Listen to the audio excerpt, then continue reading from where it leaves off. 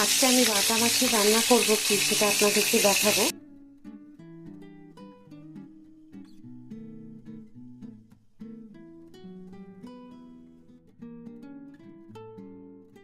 সব মাছ ভাজা হয়ে গেছে আমার, দেখুন সবগুলোকে আমি ভেজে নিয়েছি।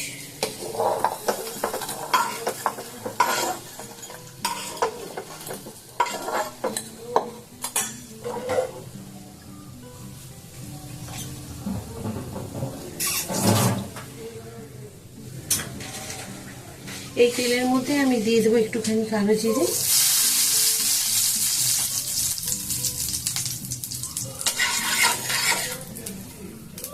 তারপর দিয়ে দেবো টমেটোগুলো দিয়ে দিলাম। টমেটোগুলো দিয়ে দেওয়ার পরে একটুখানি সময় নিয়ে ভেজে নিতে হবে। যদি আপনারা মিক্সিতে বেটে দিতে চান বা গ্রেটারে গ্রেট করে দিতে চান সেটাও দিতে পারেন, তাহলেও কিন্তু যে ঘনত্বটা বেশ ভালো হবে রান্না। দিয়ে দিলাম নরম করার জন্য টমেটোতে একটু নুন, পরিমাণ মতো যতটুকু লাগবে। নুন দিয়ে দিলে কি হয়, তাড়াতাড়ি টমেটোগুলো নরম হয়ে যায়, তাতে কিন্তু ভালো হয় তাড়াতাড়ি রান্না। তো সেই কারণে আপনারা গ্রেট করে নিলে বা বেটে বা এরকমভাবে কেটে নিলে নুন দিয়ে দেবেন। নুন দিয়ে একটুখানি সময় নিয়ে মিডিয়াম টু লো ফ্লেমে অন্তত 3-4 মিনিট যতটুকু সময় লাগবে, পরিমাণ যত থাকবে সেই রকম বুঝে সময়টাও লাগবে রান্না করতে। আমার পরিমাণ কম, যার জন্য সময়টা কম লাগছে, তো সেই বুঝে আপনারা একটু সময় নিয়ে কষিয়ে নেবেন। আমি দেখে নিচ্ছি নরম হয়েছে কিনা, তো মোটামুটি নরম হয়ে গেছে। আর বেটে দিলে কি হয়, একটু গ্রেভিটা ঘন ঘন লাগে, সেই কারণে আপনাদের বললাম যে বেটেও দিতে পারেন। তো যাই হোক, আমি এখন এটাকে ভাজার সাথে সাথে দিয়ে দিলাম একটুখানি গ্রেট করে রেখেছিলাম আদাটা দিলে কিন্তু ভালো লাগে। দিয়ে দিচ্ছি 4টে কাঁচা লঙ্কা। আপনারা চাইলে এখানে গুঁড়ো ঝাল লঙ্কাও দিতে পারেন, বা কালারের জন্য রেড চিলি ফ্লেক্স যেটা পাউডার আছে সেটাও দিতে পারেন, যেটা আপনাদের মন চায়। তবে আমি যেভাবে রান্নাটা করছি সেটা একদম সবাই খেতে পারবে।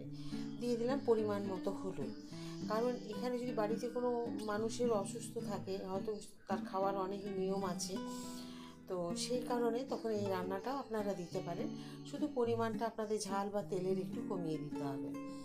বাচ্চা থাকলে বাচ্চাদের ঝালের পরিমাণটা বুঝে শুনে দিতে হবে। এই জন্য বাচ্চা থেকে বয়স্ক সবাই খেতে পারবে, বাড়িতে যে কোনো মানুষই খেতে পারবে, সেই বুঝে আমি রান্নাটা আপনাদের আজকে এইভাবে দেখাচ্ছি।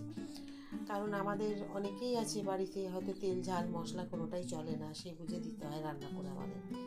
তো যাই হোক, এইভাবে একবার করবেন, ভালো লাগবে খেতে। তো আমি কষিয়ে নিলাম, এখন দিয়ে দিচ্ছি উষ্ণ গরম জল। একটু ফুটে গেলে তারপর মাছগুলোকে দিয়ে দেবো।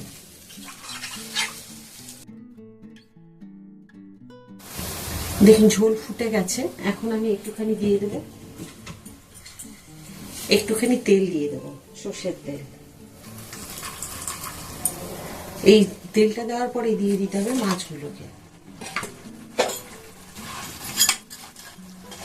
ব্যাস, এটা একটু ফুটে গেলে তারপর আপনি ধনেপাতা দিয়ে নামিয়ে নেবেন, খুব ভালো হবে খেতে।